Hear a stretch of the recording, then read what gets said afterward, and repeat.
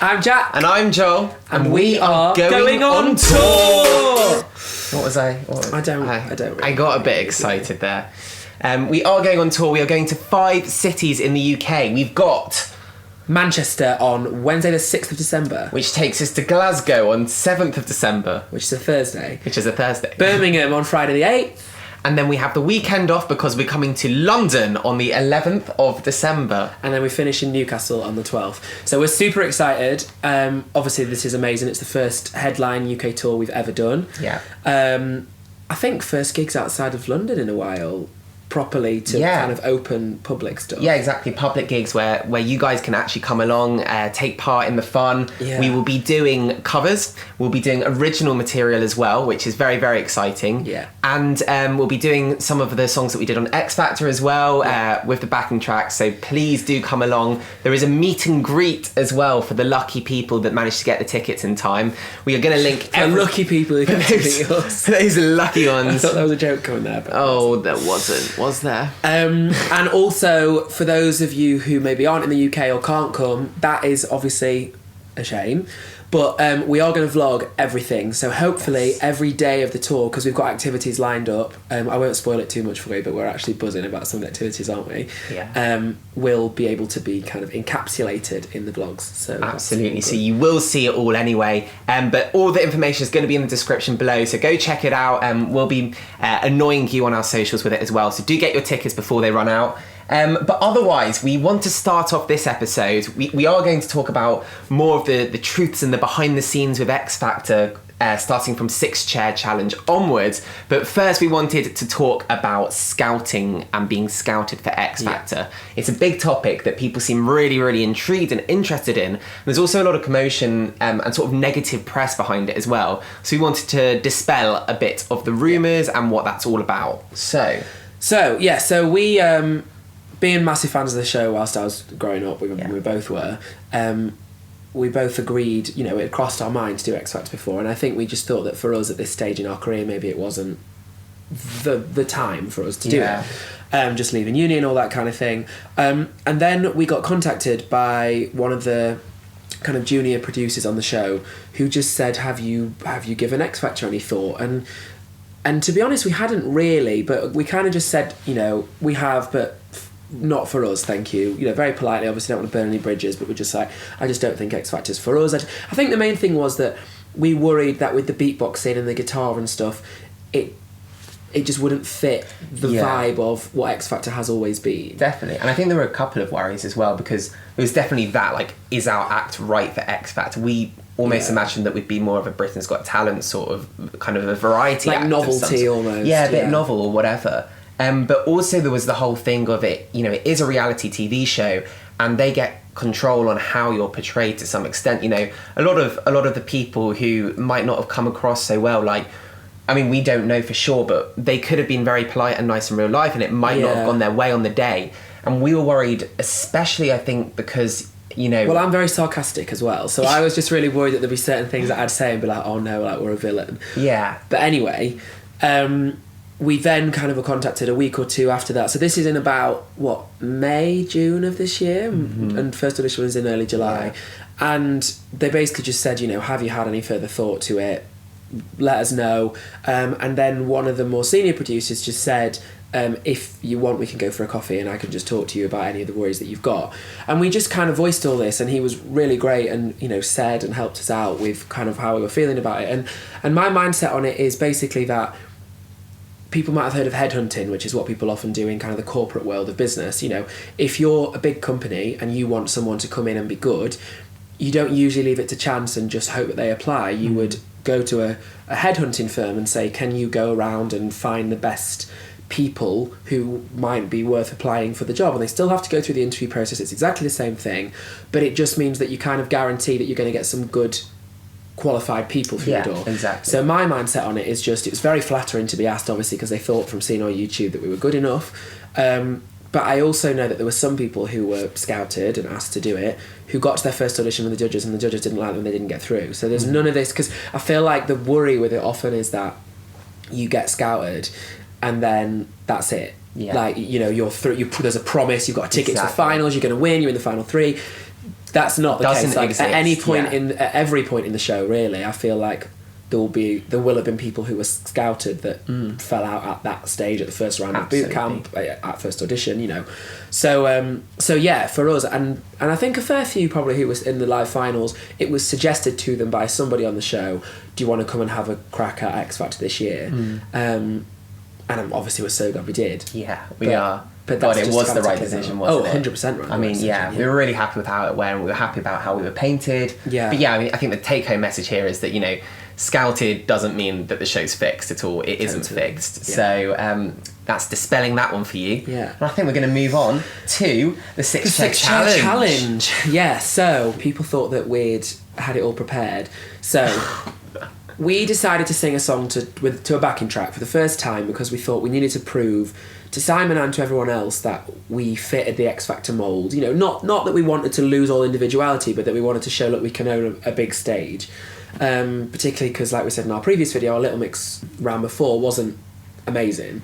So we thought we had to blow people away, basically, to, you know, retain our seat. And also, usually, you know, there's this kind of feeling that groups aren't always amazing on the X Factor, but I think this year, as we've seen, the groups arguably been the strongest, if not, you know, maybe along with the girls, like the strongest category. So we really had to pull out all the stops. So we decided to do Ain't No Other Man by Christina Aguilera because it allowed us to kind of charge around the stage, be really, you know, ourselves and fun and sing high and had the beatbox moment. But actually, just before you go on with that, behind the scenes as well, we weren't actually sure if we wanted to go upbeat or downbeat because we were very aware that we hadn't done anything a bit more heartfelt in the competition at this stage. Also at this stage, nothing had been on TV, so we didn't know what our narrative was, we didn't know how we were being presented to you guys at home and things like that. So we thought, oh, you know, should we be trying to appeal to the heart, the emotions at this stage in the competition, or do we kind of stay in this lane of, you know, being fun and upbeat? And we did get persuaded to go upbeat, and you know, it still probably very much is the right choice. But as we'll talk about, you know, as we go through the different rounds and stuff, we have always wondered, you know, could we have got further if we showed another side to Jack? The vulnerable side. To us, the vulnerable side, which does exist and maybe kind of wasn't portrayed in the show. Yeah, that's the thing, because obviously also in a lot of the originals that we've written, half of them have been downbeat.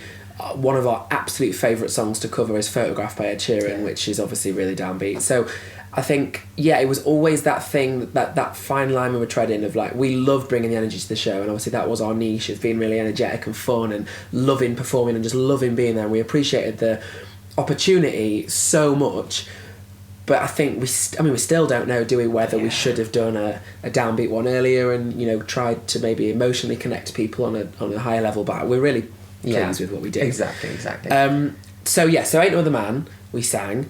And we're at every round that you do with X Factor, other than I suppose the wall of songs when you're in a group with other people because you can't prepare anything else, you're always told to have extra songs in case Simon stops you and wants you to do another one there on the spot, or in case they want to do a sing-off at the 6-chair challenge, for instance. But it's always just good, just in general as well, to be prepared for anything you're doing. You don't just go in with one option. So it wasn't set up at all. Even some of my friends have said, you knew that he was going to stop you though, didn't you? Which actually in real life, he didn't stop us. Yes. Now this is something that I really want to talk about. I because, didn't understand that. You know, they get, like we said, they get control of the edit, and they're not there to, you know, just ruin your careers. It's nothing like that. It's just that it is a TV show. It's supposed to be entertaining. So we actually performed Ain't No Other Man, and, you know, we got a sort of a half standing ovation. No, I think it was... Well, no, Bang Bang had everyone up on their feet, which was amazing. We did the whole of Ain't No Other Man. But we did the whole of Ain't No Other Man from start to finish. The start... was a bit of a disaster, basically. And we kind of anticipated that this could be a problem. So I arranged the backing track so that it had space for just beatbox, because if we just downloaded a backing track off like a karaoke website or whatever, it would have the drums in, and then there'd kind of be no point in me beatboxing because that, you know, position's already been filled. But this left it out, and we thought that if we couldn't hear there was just a little sort of tambourine going on in the background, and if we couldn't hear it properly, then we were likely to go out of time. And as soon as it started, what we feared when, you know, it happened is that we just couldn't hear properly. Yeah. Well, I mean, I couldn't hear because properly. you don't get in-ear monitors until the live shows. Until the live so you shows. can't. So all the sound of the crowd in the huge Wembley Arena, 5,000 people, is just lost. You can't hear what's going on. So completely lost my spot on it, and we went out of time. And you know, that's what kind of Simon was commenting on, and he was correct. In the room, you know, once we'd finished the song, people did get up on their feet, and they really enjoyed it because it was an energy-filled performance. Yeah. But Simon cleverly realised that, you know, when we hear that back on the TV, he doesn't expect it to be as good as we thought that it was in the room. Now that is true, but what they did instead was pretend that he'd cut us off, which isn't, you know, what happened really. Not that it really matters. To be honest, really they probably matters. just did that because of time on telly. Yeah, exactly. Otherwise it would have been a long time. So anyway, then he said, do you have anything a cappella to show yourselves off? We did Bang Bang, which was the first video that we ever did on YouTube. Special place in our heart. Yeah, it's just such a fun, easy one for us to get up and belt. A little 2-minuter. So that was great. We did have that prepared. We also had a couple of other songs prepared. Uptown Funk. We do a cappella as well, which we could have done, but we decided to do that.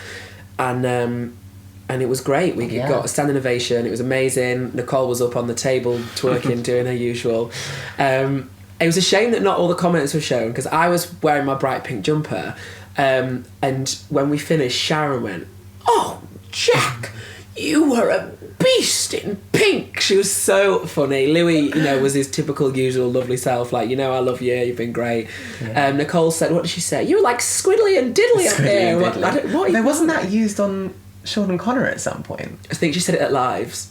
To us or Sean and Connor? No, to Sean and Connor, I think, yeah. That was a recycled one. Sorry, boys. But yeah, so 6 Chair for us was great. We came out about halfway through in the running order of, well, there were about 15 groups for 6 places, and we came out about 7th, 8th or 9th. There was one spare seat, we got it, and then we didn't have to move, which was obviously amazing, but it was nerve-wracking. When Sean and Connor came out after us, I thought, this is it. They're either going to take our seat or we're going to have to do a sing-off with them because we're so directly similar, which we're not. Sean and Connor are brilliant, but our niches are so separate. Yeah, very different. But obviously 2 male duos, we were worried that was... Well, you were particularly worried. You were, well, honestly, I was right to be, because obviously at Live... I was the one sitting on the chair, which is great. Yeah. But he was just whispering in my ear, being like, they're going to make a sing-off, they're going to make a sing-off, we don't, you know, which song are we going to do? And we'd run out of good songs to sing as well. We were thinking, like, could we do Jack was Despacito? playing it all in his head, you know, just really not overthinking it. It's so stressful. Completely understandable, as in, that was the most... you know, anxious day of the whole It's competition. good telly, but it's the most nerve-wracking thing. And when we were the last of all the categories, so groups were the final one for 6 Chair, but when we'd heard that right at the start for the girls, Scarlett came out first, got a seat, and then 4 hours later was the last one off in that sing-off. Horrible. That's what I worried was going to happen. Yeah. I mean, it is horrifying, and actually, I need to shout out, our parents, because... you know, our mums in particular were so like anxiety filled the whole of that day because my it's brother awful gets watching. so invested in it as well emotionally. So bless them all, and well done if you're watching this, guys. Yeah. Just on that note though, that finishing and realising that you're now in the top 6 for your category was very weird. I mean, we kept on asking like the producers around us, like, are we actually done? Are we actually through? And then as that settles in, that you're going to judges' houses, it's the most bizarre thing because we always said at the beginning, you know, we would have been proud of ourselves whatever happened, but we really wanted to make judges' houses. We'd have, you know, we were like, the main that thing will is as make well, it. our rationale for that is that, you know, sadly, because of how many people do the show, sometimes you can be amazing, you can get to 6 Chair, but if you don't get any further, you can't guarantee that they'll show you on telly because they've only got a certain amount of episodes to show people in. So there were some amazingly talented people who we met who we had a brilliant time with, and I feel like I've got to know them so well because it was such a long, you know, boot camp was 9-10 days. It was really long, and you know, you're there the whole time with them. It's like being on holiday, but like high pressure. To then not go anywhere on telly is really sad. So I think for us, knowing that if we got to judges' houses, we guarantee a narrative of some sort on telly was really nice and reassuring, and obviously we did, which was brilliant. So then judges' houses, we ended up in south of France. Simon was our judge, which we haven't talked about too much. I mean, we were buzzing to have Simon as our judge. Simon, I think you were less sure. In my head, I thought we were going to get Nicole or Sharon for some reason. I don't know, I just didn't allow myself to think that we'd have Simon. And I was really pleased with the idea of having Nicole or Sharon.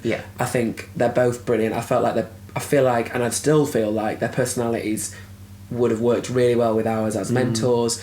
And actually now knowing what we know of Louis, I think he'd have been a brilliant mentor as well. You Louis really is don't cracking. see, because obviously he's sometimes like joked about and it's like, oh, you're right, Lulu, and whatever, but he is the nicest man.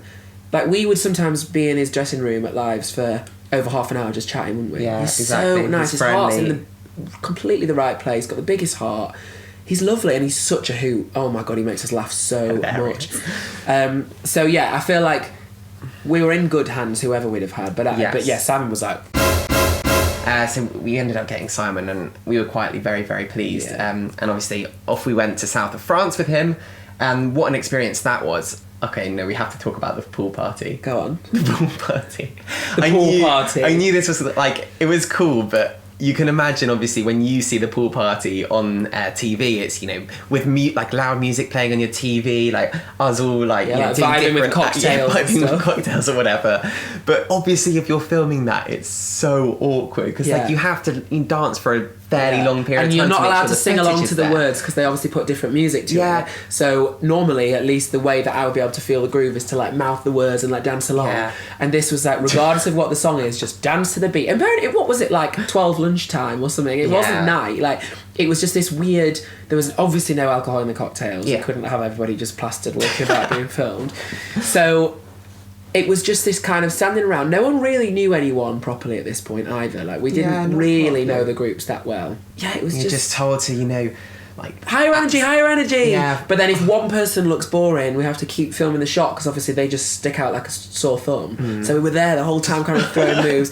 And then they coerce you into being like, right, here's a big group scenario. Everyone just dance in the middle. Obviously, I was like, I can do the worm. So I did the worm. Did that get in? No. Wasn't the dream. But it was fun. But the nonetheless. food at the hotel. Oh my God. The food on that pool party day, literally it was us and Sean and Connor's mum, Karen, who was the best person in the world, were literally, we couldn't get over it, could we? We were just there like, load up. It was so healthy and so beau, and yeah, I was just missing. Dream. That was the best part. You wouldn't let me have a glass of rosé either, because that's all I wanted to top it off. Work. work. Yeah, so... So I guess we have to address the elephant in the room. We didn't get through. I think we were... Before Judges' Houses, we were very ready to not get through. And, you know, we were very realistic about the situation. We'd also seen a fair chunk on TV at that point. Yeah, what had been aired at that point? I feel like we'd even... Sixth Chair was when we came back. Yeah, so we'd seen boot camp. Yeah. And obviously we noticed that we weren't that present for boot camp. So I think... But we'd had our first audition shown, which... On first episode, which is always Lemonade a good sign. and some of the members of the New Girl group hadn't. So we were like, what is going on with this? How are they showing certain things? But yeah, it definitely was that the three that got through had more traction than we had so far. And we were aware of that. And, you know, it did play in our sort of psyche about it all. Yeah, I think we tried not to get too psyched out about it, but we are... rational-minded, analytical people, very overly analytical at times, but just who were like, well, you know, this was shown of them, so people are going to have more of a, you know, an affiliation towards this act because they've been shown 3 times more than we have, all that kind of thing, which I think actually in hindsight is fair enough that we thought that because it is the way that it played out. It is fair enough that we thought that. Yeah. And yeah, it was the way it played out. I think when we got to Judges' Houses and kind of how things were going and stuff, and how our routining is where you go in with the music team, you kind of work through your song or your song choices and work out exactly what you're going to do. They just help you like vocally and arrangement-wise, and sometimes they say, oh, because of telly it has to be a certain length, so they'll help you cut out little bits. Yeah, exactly. And that was going so smoothly, the music team were really happy with us, and I think we kind of, for a moment, really allowed ourselves to believe that actually maybe we are going through as the final 3. Yeah. So it's not that it was a shock, but it was a bit of a moment hearing the news. You know, you do get so invested in the competition when you're getting through round after round. And you're in a different country as well. Like, it's just, you've gone so far at this point. You know, it's almost like if you go for your dream job application that's 10 rounds long and you get to round 9 and they go, really sorry, but that one other person has beaten you. Yeah. That's what it felt like, didn't it? That it was just, you've got so far. So, we are going to tell you about the performance at Judges' Houses next episode because there's a lot behind the scenes that actually wasn't shown. Yeah. And it really is quite interesting. So make sure you do catch this next episode. There's lots to say, and we'll also chuck in the live shows and what happened there for you guys. Hope you're enjoying this content, and they should comment comment below if they are or what Yeah, they'd like suggestions to for see. future videos. Absolutely. Don't forget about the tour. We're so excited. Hopefully see a lot of you there. We are also creating merch at the moment. Oh, yeah. So that will be exclusively available first on the tour and then hopefully in future online for other people. Right, signing out. Jack and Joel. Oh, yeah. This is our thing, right? Goodbye. Goodbye. Goodbye.